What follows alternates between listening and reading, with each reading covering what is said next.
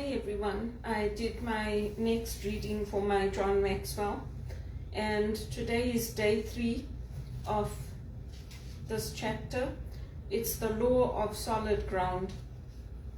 So for us as Christians, we have to be connected to God and we have to be connected to our people. And when we do that, when we keep reaching out to people and we keep connected to our friends and our family, that's good for us, because the devil likes to isolate. And when we are isolated, we're not nourished. We're not nourished by God's word. We're not nourished by the wisdom of others. And we lose our teachable spirit. So even if I'm not working, at least I'm going to church. So when I go to church, I get to hear God's word. I get to hear people speaking into my life. And I get to reflect on that and at least meet other people. Even in the condo that I live in, I meet other people, whether it's the security guards or my neighbors. Sometimes I meet people at the pool. So I'm not completely isolated. And I talk to people about my job hunt. I talk to people about what I'm doing so that other people know. And many of my neighbors or people who live in this building have connected with me on LinkedIn because they know that I'm looking for a job and that I'm at home. So that's the wisdom that comes from the Bible, and it's the teaching that John Maxwell applies here. The thought for today is when a leader is out of touch with God and his people, he loses his teachability. And Proverbs 10:17 says, "He who keeps instruction is in the way of life, but he who refuses correction goes astray." So if we're not connected to others and we're not connected to God's word, then we're leaning on our own understanding. We're not leaning on the wisdom and the guidance of others. So for example, for me, my godmother and my mother have told me, now we've all basically come to this conclusion that, maybe things are not going to work out for me in Canada. So if I get a job in Australia or I get a job in America or Dubai, then I have their support to take it. It's not ideal because obviously they do not want me to be away from the family, but it's not like the family are always including me in things anyway. They make the time for me and we stay in touch occasionally when we can. And the other option would be to go to England if I get a job there, because they know that I've tried, I've made the effort, I've sent out the applications, and they know that I'm good. They know that I take direction well. They know that I've had positive feedback from supervisors, from managers, and still nothing seems to open up for me here. So it might not be what I want to hear or what I like to hear, but at the same time, maybe that's what I need to do now, because people are retiring. I've been living on a fixed budget for my whole life. If I've never had money to do the things I want to do. Occasionally, like these last few years, because I had a permanent job, I was able to go to see the tennis. There's other things that I paid for when I was working that I got to do, like to go have my hair cut. I don't have my hair cut now. I cut it at home myself, because a haircut, you're looking at least $30, $40, if not more. If you get it blow dried, you're looking at $100. So there's things like that other people take for granted that I don't get to do, and it's not the life that I wanted for myself. It's not why people helped me, why people invested in me. So that's something that I have taken on board, and for the last 5 years I have been applying for jobs in Dubai and in Australia, in the US, in England, because I don't want to land up with nothing. Like many people, if I get an opportunity elsewhere, I want to move and I want to go. And then the second point that John Maxwell makes is that people who are not connected to others and God don't learn from their mistakes.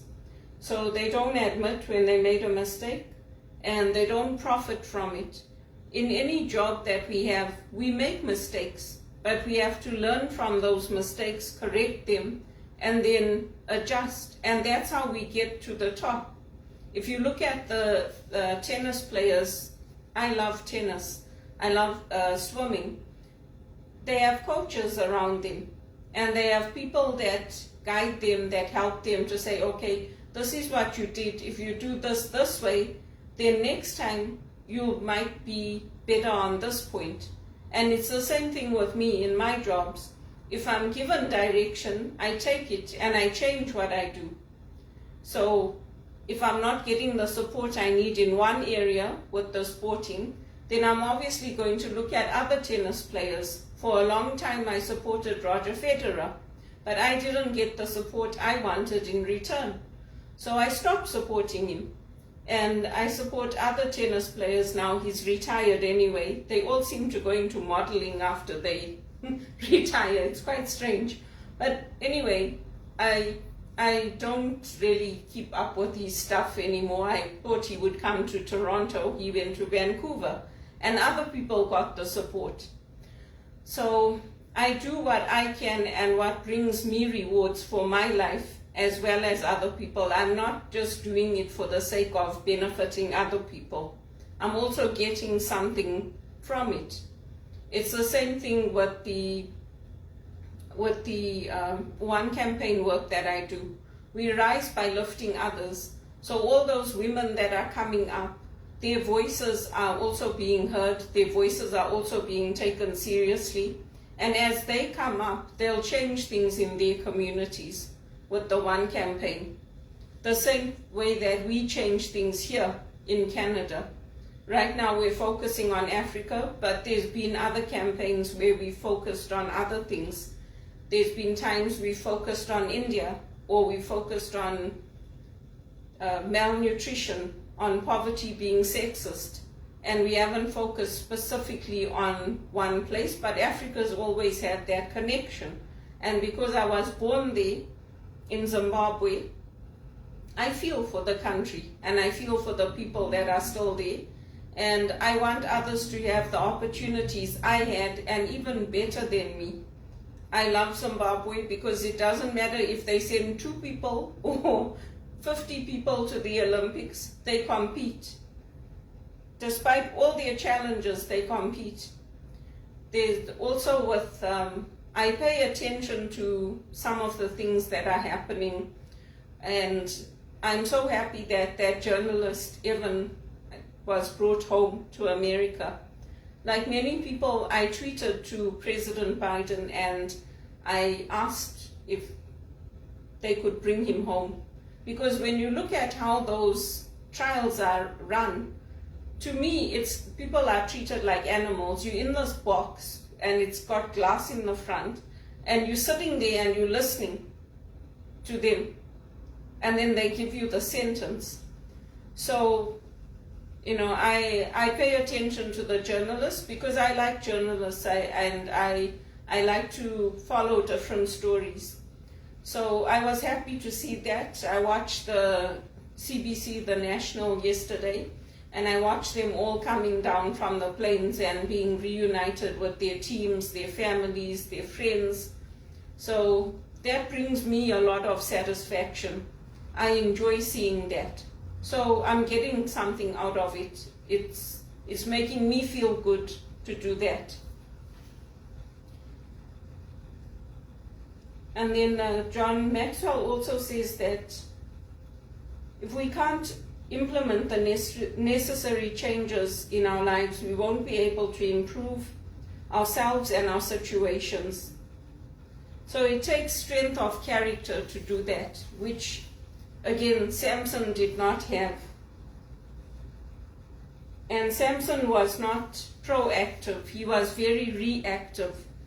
So he saw the daughter of Timnah, he asked for her hand in marriage. He gave his guests a riddle. They solved it, so he killed them for their clothes. His wife was given to his best man. He burns the Philistine fields. The Philistines burn Timnah's house. He attacks them, hip and thigh, with a great slaughter. The men of Judah hand him over to the Philistines. He kills 1,000 Philistines with the jawbone of an ass. The Philistines lie in wait to kill him. He tears down the city gates and carries them off. He's captured, blinded, and enslaved. He takes revenge by collapsing the Philistines' temples. So Samson's life was blessed, but he did not use that blessing in the way he should have to build up his community. And he didn't deliver his people. So John Maxwell says that basically he didn't do right, he didn't do good, and that resulted in his death, and his people were still under the oppression of the Philistines. And then the last point is that people who don't connect to God and their community are easily defeated. Unteachable people are always easily defeated because they'll give up. They won't have anything around them to nurture their soul, to nurture their faith, to nurture their hope, to nurture their community. So they'll give up. And that's what Samson did. He gave up and he broke that temple and he killed himself and all those people that were there with him. And Delilah deceived him, and that was the end of it, because she was looking after the interests of her own people. So that's how the story went. And then he's got a quote here from G.K. Chesterton: anything done in our own strength will fail miserably or succeed even more miserably. So it all began with a character flaw. And that character flaw was not corrected by Samson himself. He just kept feeding it and feeding it and feeding it and being unteachable. And in the end, it led to destruction. So basically, he's saying if he had sought the guidance and accountability of the people, who knows what might have happened differently. So the question for us to take away is, how well are we connected to God, and how well are we connected to our people? Because that's where it starts from. And for me, I do reach out to the Regis College, I do reach out to the sisters, to the priests that I worked with, to people I worked with on LinkedIn, because those are the people that believed in me, that helped me to learn, helped me on the job to grow. They gave me opportunities to work with them. And when they saw that, okay, there's no future here for you, then they helped me. They couldn't open doors for me, but they helped me to move on, even though it was painful for them. Because you have to be in the right environment. You have to be in an environment where you're going to get opportunities, and you're going to grow, and you're going to learn from others. And I, in turn, have taught others. I've mentored others. I've helped others to adjust to Canada. I've helped others through referrals to recruiters. I've helped others with references. So as we give out, things hopefully come back to us. But we also learn to do things differently. The other times that I was looking for work, I was posting it on Facebook, so it was going to family and friends. I wasn't updating LinkedIn as much. I wasn't updating Instagram and other social media as much.